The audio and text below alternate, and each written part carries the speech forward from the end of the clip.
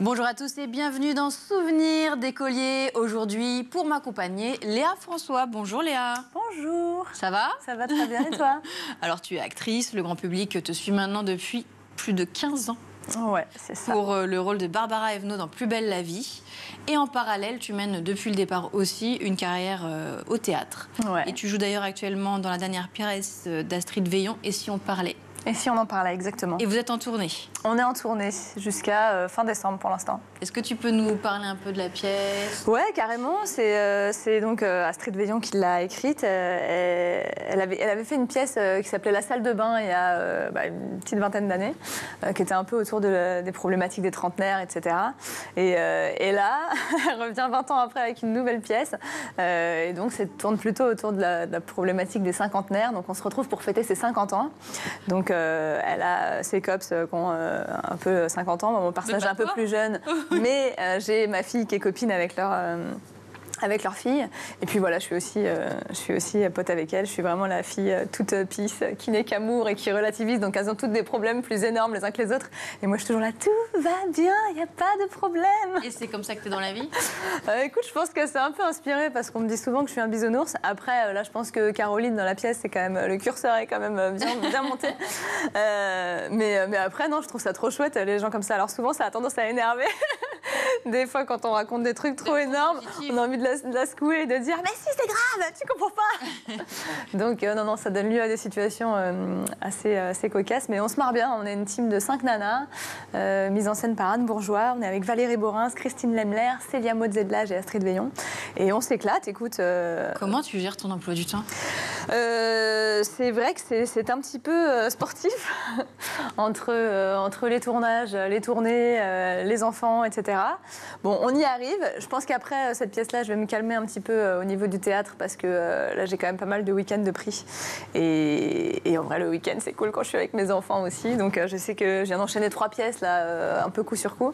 Je vais me calmer un petit peu après celle-ci. Ouais, on va dire que là, on a un gros rush qui va jusqu'à début mai. Ouais. Et après, les dates, ça se passe un petit peu parce que c'est des dates qu'on a rajoutées. Donc voilà, qui vont jusqu'à la fin de l'année. Et puis après, on verra. Peut-être que la pièce aura une suite encore. Voilà, je poursuis cette pièce-là, mais pour l'instant, je ne me réengage pas dans 50 nouveaux trucs parce que, comme tu dis, c'est sportif. Est-ce qu'il y a d'autres projets dans les prochains mois? Écoute, oui, mais voilà, pour l'instant, dans les médias. T'es superstitieuse? Non, je ne suis pas superstitieuse, mais oui, des projets, il y en a, mais il faut vraiment faire le Tetris des emplois du temps et du coup, tout n'est pas encore ultra calé. On va dire que pour l'instant, je continue les tournages de Plus belle la vie. J'ai une belle intrigue qui arrive là pour l'été. Donc voilà, on continue les tournages, la tournée, je me concentre là-dessus et puis on met en place des petits trucs pour après, dans quelques mois, quand je serai plus dispo, quoi. Mais toujours de l'acting? Oui, carrément. On va regarder, justement, arrêter de regarder devant, on va regarder un petit peu derrière. Pour commencer, t'as grandi où? Alors, j'ai grandi en Seine-et-Marne. Je suis née dans le 93 et après, j'ai grandi dans le 77, à la campagne. Comment c'était ton enfance là-bas?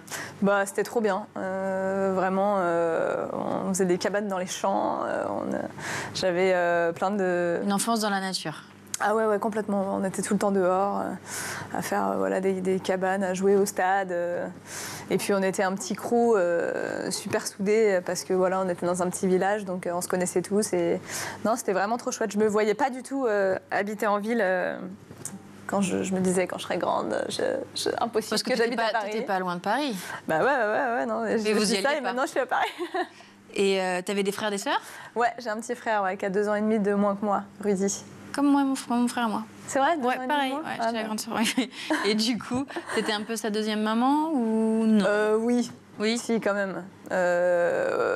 Du moins quand il était tout petit, quoi. Après, ça a changé. On a toujours été super complices, mais c'est vrai que quand il était petit, on me disait toujours que j'étais sa deuxième maman. Déjà, il parlait pas super bien. Du coup, j'étais sa traductrice. Non, tu vois, il a mis du temps à parler, mon frère. Donc, quand il était petit, vraiment, à part moi, il avait du mal à se faire comprendre, quoi. Donc, j'étais sa traductrice officielle. Jusqu'à quel âge? Écoute, jusqu'à tard, quand même. il a vraiment... Enfin, je sais qu'à 3, 4, 5 ans, il parlait pas et c'était voilà, compliqué, quoi. Il a commencé vraiment à parler très bien. Ça a été quoi le déclic? Déjà, dans ma famille, il y a beaucoup de... Tous les mecs bégayent. Donc, il y avait du bégaiement aussi. Et puis... Mais le déclic, en fait, ça s'est fait tout seul. Je sais que mes parents se stressaient un petit peu parce que voilà, la maternelle, il est arrivé au CP. Je me rappelle qu'on lui avait dit, mais comment je voulais que je lui apprenne à lire, il ne sait pas parler. C'est vrai. Rudy, si tu m'entends, il va me frapper de raconter tout ça. Non, mais non, je plaisante. Non, je trouve ça... intéressant parce que c'était pas évident et puis voilà, il peut y avoir des moqueries aussi quand on est tout petit, tout ça, donc j'étais toujours fervente défenseuse et j'étais toujours là, même si il était super et qu'il était quand même bien entouré, mais voilà, de temps en temps ça n'empêche pas de se manger des petites réflexions, des choses comme ça. Donc tu prenais soin de lui? Ouais, carrément. Et après, en grandissant, comment s'est poursuivie votre relation? Super, on a toujours été super proches et super complices et on a toujours joué ensemble. C'est vrai que je me suis toujours dit que je voulais un enfant aussi et puis après ça a été une conversation de savoir si on avait un deuxième enfant et moi je me dis mais quand je réfléchis à mon enfance en fait je sais pas ce que j'ai fait d'autre à part jouer avec mon frère en fait. Enfin, je me rends pas compte de ce qu'aurait pu être ma vie sans lui. Ouais, voilà, absolument. Ouais. Non, après j'étais vraiment ouverte voilà parce que mon compagnon est fils unique en plus, donc lui il avait un super contre-exemple où il était très heureux aussi. Hein. Mais c'est vrai que moi j'avais du mal à imaginer ce qu'aurait été mon enfance sans mon frère parce que j'ai vraiment beaucoup de souvenirs de rire et de jeux ensemble, quoi. Et tes enfants, ils ont quelle différence d'âge? Ils ont un peu moins de 3 ans d'écart. Oui, donc t'as fait pareil. Ouais, on s'est pas mal suivis parce qu'avec mon frère, du coup, en 3 ans et demi, on a fait 4 filles. Ah, donc du coup, en plus, tout le monde peut jouer... Donc c'est ça, il y a 4 petites cousines. Et ton frère, vous êtes toujours aussi proches à l'âge adulte? Ouais, carrément. On est un peu plus séparés géographiquement par moment selon les projets de l'un ou de l'autre. Toi, t'es déplacement. Ouais, voilà, c'est ça. Puis lui, il a vadrouillé un petit peu aussi, mais on arrive toujours à se retrouver et à se voir régulièrement. Ouais. Est-ce que déjà à l'époque, t'as le cinéma qui occupe une place dans ta vie? Oui. Comment? Ouais, parce que j'ai commencé très jeune en fait, petite. Donc toute ma scolarité, mon enfance, etc. J'ai toujours fait un peu des pubs, des tournages. À quel âge tu fais une... Il faut que tes parents t'autorisent, quoi. Ouais. À la base, c'était un peu un hasard. Quand ma mère a accouché, elle lisait Parents Magazine. Et elle avait vu une annonce où il cherchait une petite fille de 6 mois pour une pub. Donc elle avait répondu sur papier libre. À 6 mois, ouais. Sur papier libre à l'époque. Et il se trouve que ça avait marché. Donc ils nous avaient conseillé de nous mettre dans une agence pour signer le contrat parce que mes parents n'y connaissaient absolument rien. Mais c'était vraiment un hasard. Voilà, ma mère s'est jamais dit ma fille sera comédienne ou elle fera des photos, etc. Et donc, par la force des choses, j'ai eu un premier agent à 6 mois. Et donc un premier tournage à 6 mois? Alors c'était une pub photo, j'en ai refait quelques-unes et j'ai fait mon premier tournage à 3 ans. J'avais fait un clip de Jeanne Masse. Non. Ouais, un clip de Louis Bertignac. Ah ouais. Et un premier téléfilm à 4 ans. Et avec le même réel, j'en ai fait 4 autres, pareil, dans les années... Enfin, en vrai, depuis mes 3 ans, j'ai tourné un peu tous les ans. T'avais du texte maintenant, quoi. Ouais, j'avais du texte, ouais. Ouais. Oh, en fouillant, tu retrouves quand même des bons dossiers, du coup, avec toutes ces années. Mais il fallait que tu sois coachée, non pour... Ouais, carrément. À chaque fois, il y avait des coachs enfants. Écoute, il paraît... Alors, j'ai plus des souvenirs ultra précis, tu vois, de quand je suis toute petite, mais vraiment, il paraît que je me prêtais trop bien au jeu et que... Alors, je dis, j'avais du texte, c'était pas... Tu vois, j'avais pas des monologues énormes, mais ouais, j'avais quand même pas mal de textes, ouais. J'avais plein de répliques, en tout cas. C'était pas juste maman ou... Et après 4 ans, tu continues? Alors après 4 ans, je continue. C'était très cadré, ça l'est toujours, hein, mais moi à l'époque, en tout cas, la règle, c'était que j'avais pas le droit de faire plus de 2 tournages par an. Donc je pense que j'ai fait à peu près mes 2 tournages par an jusqu'à ma majorité, quoi. Ouais. C'est énorme. Ouais. Alors des fois, ça pouvait être un tournage de 3 jours, hein, tu vois. Des fois, c'était des trucs de un mois. Mais toi, t'aimais? À quel moment tu... Ouais, j'aimais. En fait, c'est marrant parce que j'ai jamais vu ça comme un métier. Quand j'étais gamine, tu vois, je faisais de la danse, du piano et des tournages, quoi. Ouais. Et vraiment, d'ailleurs, je disais pas du tout que je voulais faire ça comme métier. J'ai eu tout un tas d'idées je voulais être maîtresse. Et puis, c'est vraiment, on va dire, à partir de mes 12 ans où où je me suis dit, non, je veux faire ça. Toute mon enfance, ma mère, elle me disait, non, mais Léa, si, tu veux faire encore un tournage? Elle me dit, mais il faut aller au casting, c'est le mercredi, tu préfères pas jouer, des fois c'est embêtant de faire la route jusqu'à Paris, etc. Je lui dis, non, je veux faire encore un tournage et j'arrête. Elle me disait, ok, et à chaque fois que j'en refaisais un, je disais, non, je veux faire encore un tournage et j'arrête. Je sais pas pourquoi, j'ai toujours dit ça. Et puis, arrivé à mes 12 ans, un tournage de l'Instit, ça a été un peu déclic. J'avais eu 2 mois de tournage un peu... Et non, l'Instit. Ouais, l'Instit. Et en fait, t'as été dans toutes les séries populaires depuis toujours, quoi. Écoute, j'en ai fait quelques-unes. J'avais fait Les Cordiers, Juges et Flics, Une femme d'honneur, l'Instit, des trucs... Et à l'école, ça se passait comment? Ça se passait très bien, en vrai, parce que déjà, j'en parlais pas du tout. Et puis voilà, comme j'ai grandi quand même relativement à la campagne, j'avais un petit groupe qui me connaissait très bien et qui savait que voilà, je faisais un peu ça en parallèle. Donc, qui me soutenait des fois quand il y a des trucs qui passaient à la télé. Mais ça n'a jamais été montré du doigt à l'école? Non, allez, peut-être un petit peu au collège, peut-être un petit peu au collège-lycée, mais franchement, j'en ai pas souffert déjà parce que j'en parlais jamais. Donc enfin vraiment pour que j'en parle, il fallait vraiment qu'on vienne me poser des questions, parce que même quand on me posait des questions, j'étais assez évasive, j'avais pas trop envie d'en parler. Et ouais, je me rappelle quand j'avais fait ma rentrée en 4e, je m'étais coupé les cheveux vraiment à la garçonne pour l'Instit justement. Donc j'ai toujours eu les cheveux jusqu'aux fesses, et là vraiment j'étais arrivée avec une coupe tout court, quoi. Donc je me rappelle que tout le monde me disait que c'était moche, que ça m'allait mieux avant et tout. Donc en plus j'étais d'accord avec eux, hein, j'avais vraiment une tête. c'était pas super saillant. Mais tu étais quand même ok, une petite oui, parce qu'en fait moi à l'intérieur de moi je savais que je venais de vivre l'expérience la plus ouf de toute ma vie. Donc quand ils me disaient c'est moche, ça te va pas, j'étais là oui c'est vrai, ça repousse, mais voilà. J'étais d'accord avec eux. C'est vrai. Ah oui, j'étais d'accord, j'étais moche et ça m'allait pas, mais dans ma tête je l'aurais refait 15 000 fois. Et pour rien au monde, j'aurais changé ça. Dans ma tête, j'étais là, oui. Mais si vous saviez ce que je viens de vivre. Mais tu leur disais pas, c'est pour ça que... non, je le disais pas. Non, vraiment, j'ai gardé ça au fond de moi. Et même le fait de dire que je veux être actrice ou même que je suis actrice, ça fait pas longtemps que je dis ça. Ça fait combien de temps? Un an? J'exagère un peu, mais je sais que même quand je suis arrivée au cours Florent, etc., dans ma classe, tout le monde, dans les présentations, disait alors moi, je suis acteur et tout. Je pense que j'étais la seule qui n'osait pas dire que j'étais actrice, alors que pourtant, j'avais déjà pas mal bossé en vrai. Depuis les 6 mois. ouais, mais je sais pas, T'avais un problème de légitimité? Comme dans ma tête, déjà un peu. Un petit problème de légitimité, parce que comme ça s'était fait un peu comme ça, j'avais beaucoup appris sur le tard, en fait. J'avais jamais pris de cours? Un petit peu, arrivé au lycée, tu vois, j'ai fait les cours Florent. Mais avant, non? Non, avant, non. Je me suis dit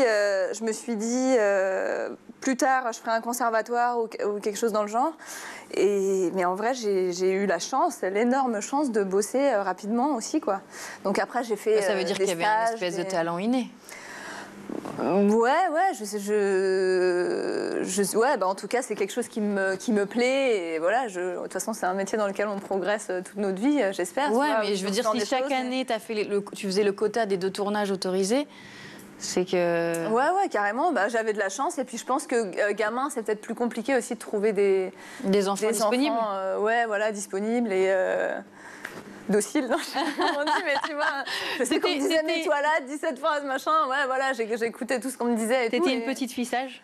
Ouais, j'étais une petite fille sage, ouais. Puis j'aimais bien aussi, tu vois, qu'on soit content de moi, je sais pas, j'avais moi aussi envie d'être contente de moi. T'étais très exigeante?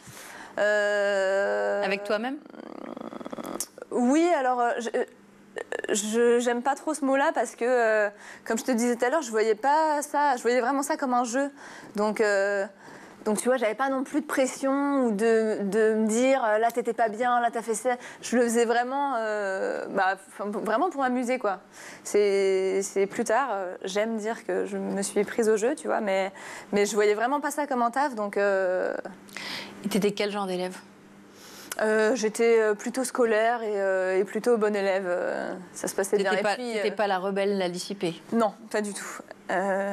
Malgré que j'ai souvent joué des rôles de rebelle et de dissipée, tu vois, c'était mon côté qui se libérait. L'exutoire. Mais en vrai, non, j'étais plutôt très sage. Et puis je savais aussi que voilà, pour que j'ai le droit de manquer les cours, pour faire un peu des tournages, tout ça, fallait aussi que j'ai des super notes, tout ça. Donc ça filait droit, mais j'aimais bien l'école. En vrai, ça... Des bons souvenirs de ta scolarité? Ouais, carrément. Aucun moment difficile qui reste en mémoire? Non, pas tant que ça. Non. Des petits trucs à côté, tu vois, mais alors des fois, tu as des profs qui te bottent plus ou moins. Moi, je fonctionnais vachement à ça, j'avais des profs passionnants, j'adorais sa matière. Tu te rappelles d'un prof qui t'a marqué? Ah ouais, il y en a plein. Bah, tu vois, déjà, j'avais une super instite en primaire, Madame Molaro. Je me rappelle de Madame Jourde, qui était une prof de français que j'avais eue au collège, qui était vraiment trop bien. J'avais Monsieur Poposki en musique, j'avais Madame Rusquet, Madame Piolet. Ouais, j'ai plein de profs dont je me rappelle et qui ont été des super souvenirs. Ouais. Et tu sais pourquoi tu te souviens d'eux précisément? C'était la qualité de leur enseignement? Ouais. Il y a une relation particulière qui s'est nouée? Moi, je pense que c'était la qualité de leur enseignement, parce que justement, ils avaient le don de nouer un peu des relations particulières, tu vois, avec les élèves. Et puis surtout, c'était des gens qui étaient passionnés, quoi. Je sais qu'à chaque fois que j'ai eu des gens passionnants, voilà, j'avais envie d'être prof de sa matière, tu vois. Je trouve ça vraiment tellement Et peu porteur, importe la quoi. matière. Ouais, peu importe la matière. Ah ouais, moi, j'ai voulu autant être prof de maths, de physique que de français. Enfin, vraiment, nos rapports, quoi. Tu as 2 filles? Ouais. Elles sont petites encore, Ouais. mais tu commences à être confrontée au quotidien de l'école. Ouais. Comment tu la juges, toi, l'école, en tant que maman de 2 petites? Comment je la juge? Déjà, je me dis que ça doit être pas simple d'être maîtresse ou maître dans des classes. Alors moi, ma plus grande est en dernière année de maternelle. Mais non, je me dis que c'est quand même un sacré challenge. Et je commence déjà à voir à mon niveau des instits que je trouve géniaux, et d'autres moins. Un peu moins bien. Et c'est marrant, ça doit être un métier compliqué d'arriver à tenir autant d'élèves comme ça. C'est un métier que tu voulais faire plus jeune? Ouais. À quel âge? Mais là, tu vois... Là, non, on a bien compris. Là, tu vois, à quel âge? En vrai, quand j'étais à l'école, tu vois, ma fille, alors dans tous les différents métiers qu'elle veut faire, parce que ça change très souvent, mais de temps en temps aussi, elle me dit qu'elle veut être maîtresse. En fait, à partir du moment où elle a une maîtresse cool et qu'elle admire un peu, tu vois, elle se dit, j'aimerais bien faire ça. Mais non, sacré challenge quand même en maternelle. Je sais qu'elle avait... Il y avait une ATSEM qui était dans la classe tout le temps quand ils étaient chez les petits. Là, maintenant, je crois qu'ils ont quelqu'un qui est là 1 heure, 1 heure et demie par semaine. Je trouve ça light. Donc ouais, chapeau à eux. Et puis, il faut rentrer dans le moule avec tous les élèves, tous les profils d'élèves super différents qu'il y a dans une classe. C'est enrichissant et c'est... Voilà, j'espère qu'elle va passer une bonne scolarité aussi. Si je te donne une baguette magique, qu'est-ce que tu changes à l'école? Je mets des moyens, mon Dieu, mettez du fric dans l'éducation et dans l'école, ouais. C'est dommage de savoir d'une baguette magique pour avoir de l'argent, mais là vraiment, ouais, je trouve qu'il faut. Tu mets ce que tu veux. Il faut qu'il y ait des remplaçants. Il faut qu'il y ait des remplaçants quand les profs sont pas là. Il y a eu pas mal de problèmes d'enseignants absents. Et je me dis, ça c'est quand même ballot quand les petits ils sont encore en adaptation, ils sont petits, ils aiment bien des trucs un peu routiniers, donc c'est compliqué. Dès qu'il y a un petit grain de sable, on voit que ça les perturbe beaucoup, quoi. Si tu dois te projeter dans le futur, tu la vois comment l'école de demain? L'école de demain, je la vois avec tout revaloriser en fait, des instituts et des profs qui sont mieux payés, qui sont plus là, avec moins d'absence, des remplaçants quand il faut, et puis chez les petits, je trouve ça super important d'avoir des ATSEM, des aides, de pouvoir faire des petites sorties et d'arriver à avoir de l'attention pour tout le monde en fait. Et quand il manque de profs ou qui sont souvent ballottés d'une classe à l'autre, je vois des fois dans l'école de ma fille, s'il y a 1, 2, 3 profs qui est absent en même temps, et ils se retrouvent à je sais pas combien par classe, mais c'est la folie, quoi. Ils sont tous redispatchés. Mais je me dis, mais pardon, comment elle fait aujourd'hui l'instit avec 50 ou 60 gamins? J'avais l'impression que nous, ils n'étaient jamais absents, nos profs. Moi, c'est vrai que c'était... moi, c'était une toute petite école et c'est vrai que ça revient souvent ici. On s'en rend peut-être pas compte aussi parce que nos parents ils doivent plus s'en rappeler. Faudra que je demande à ma mère. Parce que moi, dès qu'il y a un prof absent, c'est la galère. Enfin, encore pas tant que ça parce que ils se les prennent. Ils sont redispatchés un peu dans les autres classes. Mais j'avais pas l'impression qu'il y avait tant, parce que l'absentéisme des professeurs est souvent soulevé ici. Et j'avais pas cette sensation plus jeune en tout cas. Ouais, non, c'est vrai, moi non plus. Peut-être que tu as raison, j'étais contente de ne pas aller à l'école, donc ça ne va pas laisser... Ouais, c'est ça, peut-être. Non, puis après, c'est peut-être un... Je ne me rends pas compte, en fait, est-ce que c'est un métier qui devient de plus en plus difficile au fur et à mesure du temps et qui est plus compliqué. Je sais que ouais, c'est dur quand même. Moi, j'ai des potes moi-même qui sont dans l'éducation, qui sont profs ou instit, et je sais que c'est chaud, il faut avoir la pêche, quoi. Il faut être passionné. Aujourd'hui, tu es comédienne. Quand on regarde ton enfance, on se dit qu'en fait, finalement, c'est évident que c'est le métier que tu as toujours voulu faire. Toi, tu te dis que non, tu l'as conscientisé plus tard, vers 12 ans. Tu aurais bien, par exemple, voulu être maîtresse. Est-ce qu'il y avait d'autres métiers qui te faisaient rêver ? À la base, moi, je voulais être chanteuse. Ah oui. Et t'as pas eu un rôle qui t'a donné cette opportunité de chanter ? Alors, non, mais je suis pas sûre que ça viendra un jour, parce que vraiment, je chante pas très bien. Et donc, pourquoi tu voulais être chanteuse ? Bah écoute, non, mais parce que quand j'étais gamine, je pensais que je chantais super bien. Je passais des heures et des heures à chanter dans ma chambre. J'ai pris des cours de chant, c'est ça le pire. Ouais. Ça, je le dis pas trop parce que vraiment, quand on m'entend chanter... mais ouais, non, c'est vraiment le métier que j'ai toujours voulu faire. C'est au fond de moi, c'est vraiment être chanteuse. Et donc... t'es sur scène déjà. Voilà, c'est ça. Non, mais après, je suis devenue un peu plus rationnelle. Chanteuse, maîtresse, et il y en avait d'autres encore ? Danseuse aussi. Ouais, donc alors j'ai pas quelque chose d'artistique. Ouais, c'est vrai. Ouais, j'étais plus branchée dans des trucs d'artistique. Ouais, d'aussi loin que je me souvienne, j'ai toujours saoulé mes parents à leur faire des spectacles et des chansons. À la maison ? Ouais, à la maison, bah ouais. D'ailleurs, c'est ce que me font mes filles maintenant. Je dis pas du tout qu'elles seront dans quelque chose d'artistique, hein, mais. C'est peut-être mais très bon, féminin, en tout cas, ça. Oui, voilà, c'est ça, c'est des trucs d'enfants, hein, ouais, carrément. Il y a la série qui t'a fait connaître, Plus belle la vie. Ouais. Comment t'intègres le casting ? J'intègre le casting en 2008. En fait, j'avais passé un premier casting 2-3 ans auparavant pour un rôle. À l'époque, j'étais étudiante, j'avais pas trop de fric, il fallait se payer son aller-retour à Marseille. Enfin, le casting était que à Marseille, donc je m'étais payé mon aller-retour à Marseille.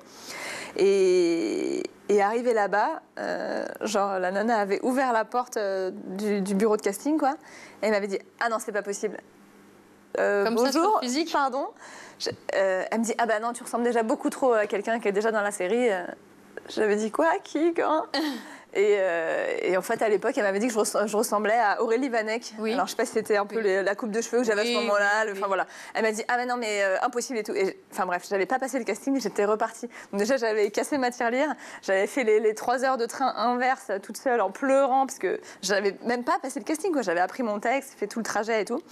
Et j'étais repartie bredouille. Et quand ils m'ont rappelé 2 ans après pour passer un casting pour Plus belle la vie, je me suis dit lol, mais ils se rappellent pas ou quoi Enfin bon bref, je me dis bah vas-y, je vais y aller quand même. Là, maintenant c'était à Paris, donc c'était pas loin de chez moi.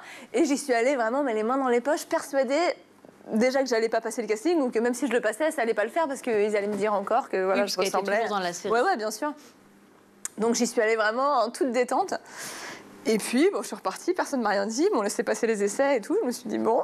Déjà, c'est bon, ça veut dire que je ressemble pas tant que ça. Ouais, c'est ça. Et puis après j'avais fait des callbacks qui étaient à Marseille cette fois-ci. Et en fait, on s'était retrouvés, on était 3 ou 4. On s'était retrouvés dans un carré du train pour aller tout à Marseille passer les essais pour le même rôle de Barbara. Et en fait, je sais pas, j'étais avec des nanas qui étaient trop chouettes, mais que je sentais un peu stressée aussi. Et du coup, voilà, encore une fois, moi, je savais pas si ça allait marcher ou pas, mais j'étais détendue. Ouais. Du coup, j'avais passé mon temps à leur faire bosser le texte, à essayer de les déstresser, etc. Parce que voilà, il y en a une, je sentais que c'était vraiment important. Et puis, enfin voilà, de toute façon, c'était. Oui, toi, t'es vraiment pas dans la compète, quoi, le cœur sur la main. Non, mais de toute façon, notre métier, je trouve que c'est tellement ça, tu vois, on dégage pas les mêmes choses, en fait, que ce soit physiquement ou dans le jeu, etc. Chacun a des énergies différentes. Je pense pas vraiment qu'on pique la place de quelqu'un ou que ça va être un choix. Des fois, tu vas être pris, voilà, parce que ça va correspondre à l'énergie qu'ils veulent pour le perso et tout. Mais vraiment, je pense pas qu'on puisse se faire trop d'ombre. Et t'as jamais quitté la série ? J'ai jamais quitté la série depuis. Écoute, je suis arrivée pour 3 mois et ça va faire 17 ans. T'en as jamais eu marre ? Non. J'en ai jamais eu marre. Parce que je trouve que mon rôle est trop chouette aussi. Tu vois, je sais pas, j'aurais eu un truc peut-être plus à faire, je sais pas, une psy ou un machin, un truc très... Mais là, je joue... Non, enfin, je sais pas pourquoi je dis ça. Sympa pour les psys, hein. Non, mais je veux dire, si j'avais été que, genre, le médecin, ou tu vois, là, je suis custo, si j'avais fait que de la cuisine ou je sais pas quoi, mais on m'a toujours mis 50 000 histoires, voilà, d'amour, de commissariat avec mon père qui était flic, de cuisine, d'aventure. Enfin, j'ai l'impression que les auteurs, vraiment, vraiment, sincèrement, 17 ans après, quand je tourne les pages de mes scénarios tous les lundis, je suis là, mais non, je suis encore comme une gamine à découvrir les textes, quoi. Non, ça m'amuse vraiment et je suis persuadée que quand ça m'amusera moins ou que ça correspondra plus à mon planning avec, j'en sais rien, mes enfants ou quoi, oui, ben je partirai sans problème. J'aurais profité à fond de cette aventure. Et l'arrêt de la série en 2022, tu l'as vécu comment ? Écoute, je l'ai bien vécu. Je venais d'apprendre que j'étais enceinte de ma deuxième fille, donc je me suis dit non mais c'est incroyable, ça tombe super bien. Donc évidemment ça a été quelque chose de très émotionnel pour moi. Bah non mais c'est vrai, je me suis dit non mais j'ai un karma. Et puis je me suis dit bon, le seul truc trop dommage c'est que j'ai appris que j'étais enceinte, genre 2 semaines plus tard que la série s'arrêtait. J'ai dit ok. Je me suis dit, bon, ce qui est trop dommage, c'est que ça veut dire que je ne vais pas faire la fin. Comme je vais leur dire que je suis enceinte, ils vont sûrement me faire partir un peu de manière anticipée. Et là, j'ai les auteurs au téléphone qui me disent, non mais attends, justement, on voulait t'écrire une grossesse. Enfin, vraiment, ils avaient commencé à plancher dessus il y a 2 semaines, quand je suis tombée enceinte, donc c'était fou. Et après, ils m'annoncent que la série se finissait fin septembre. Moi, j'accouchais début octobre. Et ils m'ont dit, ok, on peut le faire, tu veux le faire? J'ai dit, ouais, vas-y. Et c'était fou. Et quand TF1 reprend le flambeau, est-ce que tu as hésité? Oui. Ouais, j'ai hésité et d'ailleurs, le premier coup de fil, enfin vraiment ma première réaction, ça a été de me dire c'est trop bien, je suis trop contente pour vous, pour les gens, pour voilà, le public et puis toutes les équipes qui avaient trop envie que ça continue, quoi. Mais je leur ai dit non, moi ça va être compliqué, je venais de m'engager sur 2 pièces de théâtre en plus, j'avais ma fille qui était toujours eu le petite, théâtre en fait. Ouais, là j'ai toujours, ouais, ça fait longtemps que j'ai toujours eu du théâtre, ouais. Donc il a fallu vraiment que je réfléchisse un petit temps pour me dire ouais, mais je vais jamais y arriver, ça va être trop sport. Et puis on en a parlé aussi avec mon mec, et puis avec la prod et puis tout ça, qui m'ont dit aussi qu'ils allaient être arrangeants en vue de ce planning qui avait l'air compliqué. On s'est dit ok, on va le faire, on se fait 2 années de Warrior et puis au final c'est trop chouette, je suis très contente. Tu te vois encore dans la série dans plusieurs années? Alors je fais pas de prono parce que vraiment quand on m'a dit à la base que j'étais là pour 3 mois, si on m'avait dit que je serais encore là 17 ans après, je n'aurais jamais cru.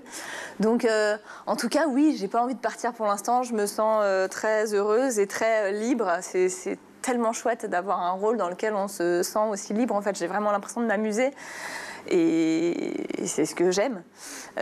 Maintenant, voilà, comme je disais tout à l'heure, si demain je vois que ça devient trop compliqué par rapport à mes enfants, par rapport à n'importe quoi, à d'autres projets, à d'autres... On ne sait pas de quoi est fait demain, donc je ne fais pas de pronos, mais en tout cas pour le moment, je suis très heureuse et je n'ai pas envie de partir. Qu'est-ce qu'on peut te souhaiter pour la suite ? Bah écoutez, encore plein de tournages et plein de belles choses. Hein. C'est ça qui est cool dans ce métier aussi, c'est qu'on ne sait jamais ce qui va nous arriver. C'est déjà la fin de l'émission. Ouais. Merci d'avoir partagé avec nous tous tes souvenirs. Bah merci à toi. Et moi je vous retrouve la semaine prochaine pour un nouveau numéro de Souvenirs d'écolier sur School TV.